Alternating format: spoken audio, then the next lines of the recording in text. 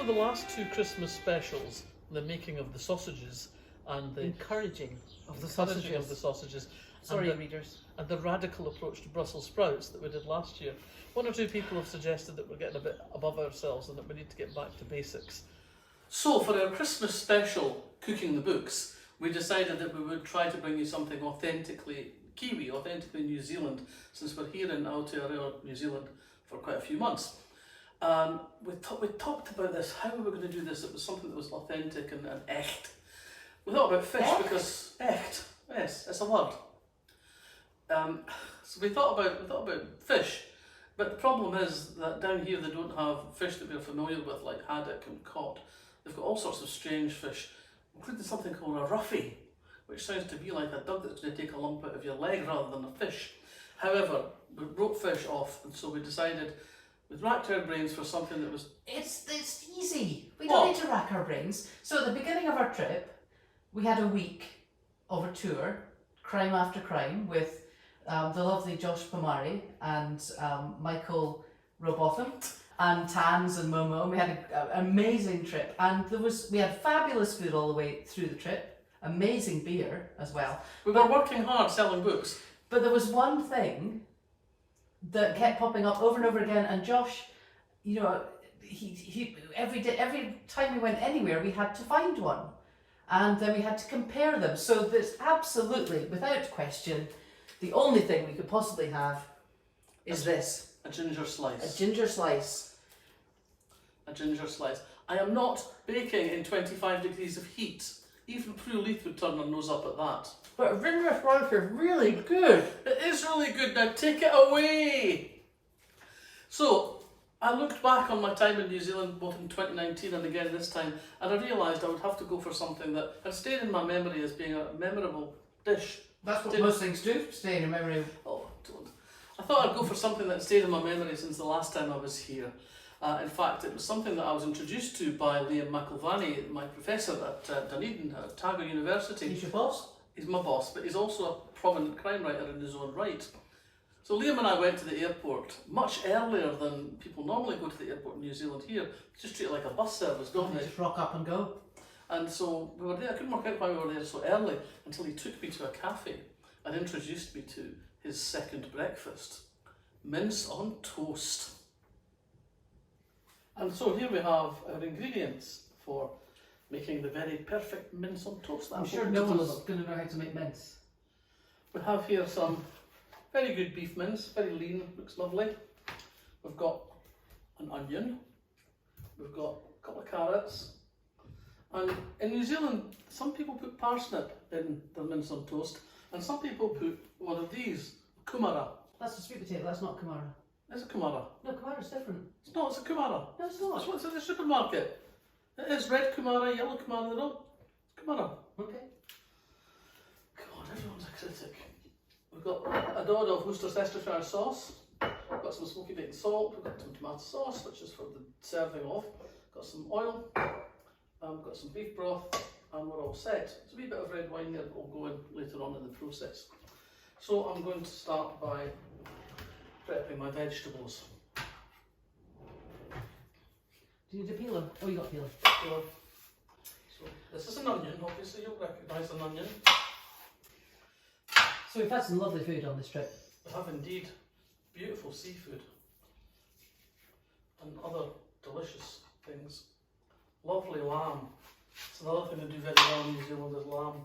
Used to get a lot of New Zealand lamb when I was younger, but that was of course before the EU. Yeah. But we've managed to see a bit more of the country this time than we did last time. Yeah. As well. That trip up the west coast was amazing. Yep, it was indeed. Getting to stand on the glacier, I never thought I'd get a chance to do that. Yeah, we went over to the west coast of the South Island, which has got some of the most dramatic seascapes I've ever seen in my life. You know, beautiful, beautiful rock formations. And while we've been here, of course, we've not just been enjoying ourselves and eating beer and drinking wine. Eating beer? While we've been here, of course, we've not just been drinking beer and wine and enjoying lovely food, we've also been doing that which is our job. have been here, I've been working on the next Karen Pirie novel, Karen Pirie #7, which will be coming out in the UK towards the end of the year in October. I'm a bit ahead of schedule. Everybody's reeling with the shock of the fact that I might get a book delivered less than at the wire. But I thought this was a good opportunity when I was here and away from all the usual hurly-burly and calls on my time to just get my head down and get the book written. And so it has proved to be. It's called Past Lying, which is a kind of play on the word lying, I suppose. Because lying is what we do when we don't tell the truth, but lying is also what we do in a grave. So we started our trip in the South Island of Dunedin, where I am Professor of Crime Fiction and Scottish Studies at the University of Otago.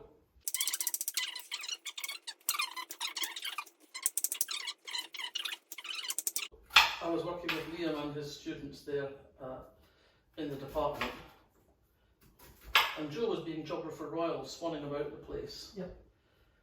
Or Photographer Royal, as I was introduced yes. at one point. That was quite amusing. We were at a posh dinner, and the person who was doing the introductions to the speeches and things after the dinner had misheard the introduction and announced to the company that they were in the presence of the Photographer Royal of Scotland. I think she's disappointed I didn't have a nice camera with me. Yeah. Right, so that's all those vegetables prepped. Look at that, isn't that neat? You'd think I'd done this before. So here we are, ready to roll. The vegetables are all chopped.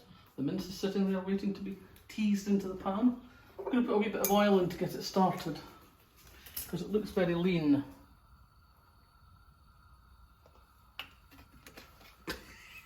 Am I in your way by any chance? Well, I'll try and get out your way. It's not our usual kitchen.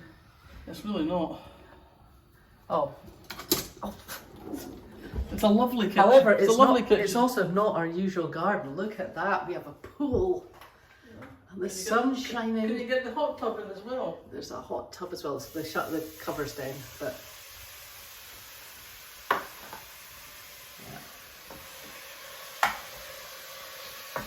so I've got the mince in the pan, sizzling away, doing its thing. Gonna just brown the mince. You're not doing the onions first? No, I'm not doing the onions. Oh God, I'd always do the onions first. Yeah, well, depends on cooking. Gosh. Why are you not doing the onions first? Because I'm doing it this way. There's not going to be people writing in complaining about the treatment of onions.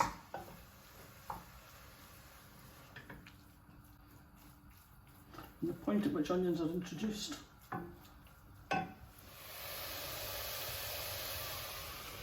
By the way, it's possible to make this with vegan mince. I'm going to add the onions. Bloody flies, there's flies everywhere in here. It's because I've shut the windows so that we don't have the noise of people cutting their grass. Just have the noise of me swearing at flies. Mm-hmm. Well, you managed to poison yourself yesterday. Yeah. I wasn't really thinking, I was working, I was writing my book, I was very close to the end.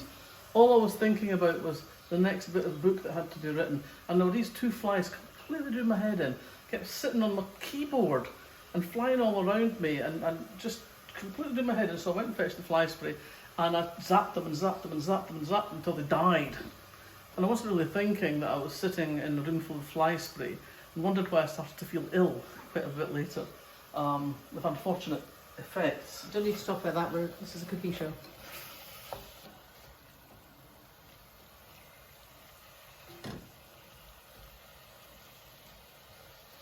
I'm just going to keep this away a wee bit till the onions start to become translucent in there with the mince. I'm now going to add the chopped carrots and the chopped kubara. Of course, there's many other New Zealand foods we could have used. There's kiwi fruit, which is everywhere. It's not going to be nice and minced though. It's not going to be nice and minced. And there's avocados, which are smashed everywhere. What you might not know, of course, is that mince is one of the few inherently funny words in the English language. You don't believe me, do you? Not entirely, no. let's play a game. Uh-huh. You like a game. I like And a it's game. Christmas. And it's Christmas, but all need a game for Christmas. So- A game that all the family can play. Is this a game that all the family can All the play? Or is family it going to can get play. rude? Yeah, but that's what all the family wants. Oh, okay. Okay, what's To this prove, game? to prove that mince is one of the inherently funny words in the English language, if you replace one word from a title of any crime novel, it becomes funny. Give you an example. The Wire in the Mince. Okay, The Mermaid's Mince. Standing in another man's mince. Okay.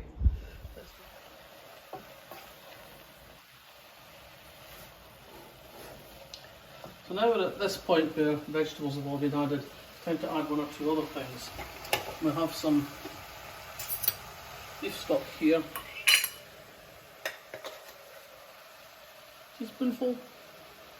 I would probably add two, but Okay. The professor who knows about these things says add two. So there we go. well, you know me. If one's good, two's better. Uh-huh. And what about that lovely chili sambal that we got? I don't think we should add the chili sambal to the mince. I have it on the side. Been adding it to everything else. Yeah. We got this fabulous chili sambal at a restaurant called Homeland, which is where the chef patron is a guy called Peter Gord. We used to have a restaurant in Notting Hill in London where I went 25 years ago and was completely blown away by. So it was a real pleasure to see what he's doing these days. I had a great meal, and he makes this wonderful chili sambal. And if we had room in our luggage, we'd take a dozen jars home with us, but we don't, so we're not. Jo has been adding it to pretty much everything. She was talking about adding it to the Christmas pudding ice cream earlier, but I managed to restrain her on that front. I've got some pineapple marinating in it at the moment. You Yeah. laugh now, but wait till it's been on the Oh barbie. no, I'm sure it'll be lovely. Another thing they do a lot of in New Zealand is barbecuing. We were staying previously on the Bay of Plenty, and we had a house near the beach, and Jo was barbecuing in massive gales with the rain shooting along the side of the porch, but she would not be dragged away from her barbecue. Nope. She loves her barbecue. I do. So I'm going to add now some salt. Other salt is available, but we found this and we really I like found this it. amazing smoky bacon salt, and it does what it says on the tin, salty and bacony. I think it might be vegetarian as well. It's bacon. I think it's bacon flavouring. It's like bacon crisps, smoky bacon crisps. Yeah, they're vegan, aren't Vegetarian, they? yeah. This is looking lovely now. Looks like mince. Really lovely now. I used to love mince when I was wee. My mum made really good mince. She would put the beef in first. And my mum's mince was really good. And there was always a bit left over in the pan. And there was this constant competition between me and my father. The morning after we'd had mince, is who could get downstairs first and get the cold mince on toast for their breakfast. But we're not doing cold mince on toast, we're doing hot mince on toast. Yeah, it's absolutely boiling and we're making hot mince on toast. Yeah. It's completely mental. We should have made a mince salad instead. Let's go down the classic route, the mince of Roger Ackroyd. I'll raise you evil under the mince. Miss McGinty's mince. And then there was mince. You've got to stop doing that when I've taken a mouthful of my lovely cocktail. And since we're down under, we should use a little bit of down under wine. So how much you put in? Just a good glug? Just a good plug. And Worcestershire. Yeah. Stir the wine in. Just a Worcestershire. And how long is this going to cook for now, Val? Oh, I don't know. Till everything's soft. Do I have time to go and have a swim You probably do. before I have yes. to stand here again? Yes. Or a cold shower. Other way. That's it. Then goes the Worcestershire. Good glug of that too. I've only tasted the basic shape of it. Oh, that's nice. Oh, that's awfully nice. Yes, yes, yes. You drop of water so it doesn't stick. And you might need to turn it down a bit. You think? Mm-hmm. You really think I might need to turn it down a bit? Mm-hmm. God help me.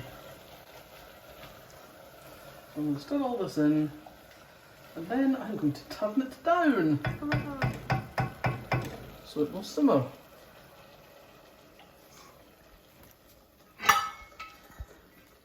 And I'm going to go away and leave it for about somewhere between half an hour, 40 minutes, and then see how it's doing. The mince cracked from side to side. A mince is announced. What about some more? Mince on the Orient Express. The mince at the vicarage. The second mince at the vicarage. For those of you who've read the recent Marple short story collection. Available in all good bookshops. And some rubbish ones too. And here we go. Mince on toast, New Zealand style. I'm just going to add a little bit of very special condiment if I can get it out of the bottle. Give it a shake. Give it a shake. A wee bit of the tomato ketchup. That's perfect. Wish you were here, eh? Where's mine? What, you wanted some? Play your cards right, I'll make you some later. Oh, lovely. So, can I have my ginger slice now, please?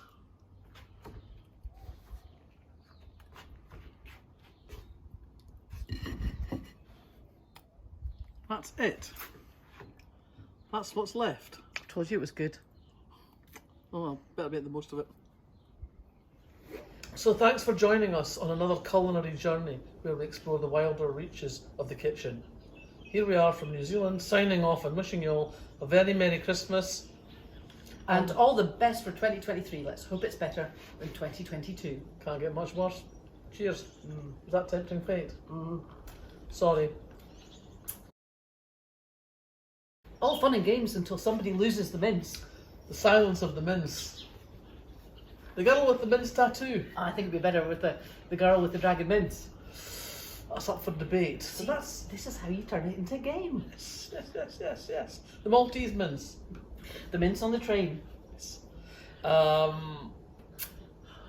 You could go on for hours. We did once go on for hours. We did. With 2 hours.